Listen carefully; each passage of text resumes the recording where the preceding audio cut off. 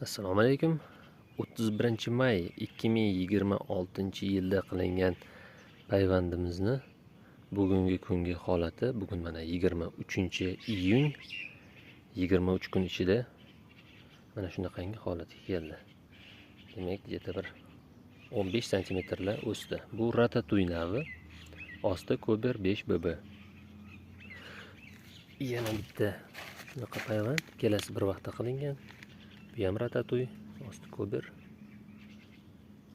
Bu ham shu 15 santimetrlar o'sgan. Bir kunda payvand qilingan kelasi ham. Demak, bu yoqda yana bittasi, mana bunisi uzunroq ham o'sibdi, даже 20-25 santimetrlar o'sibdi bunisi. Bu ham Ratatouille navi, osti Kober. Bu Ramsey. Ramseyda sal uzunroq o'sibdi desam ham bo'ladi даже. Yoniga yaqinda bir 3-4 kun bo'lib qoldi. Arra 34 ni payvand qildim Ramseyga. Bu yoqda ham Arra 34.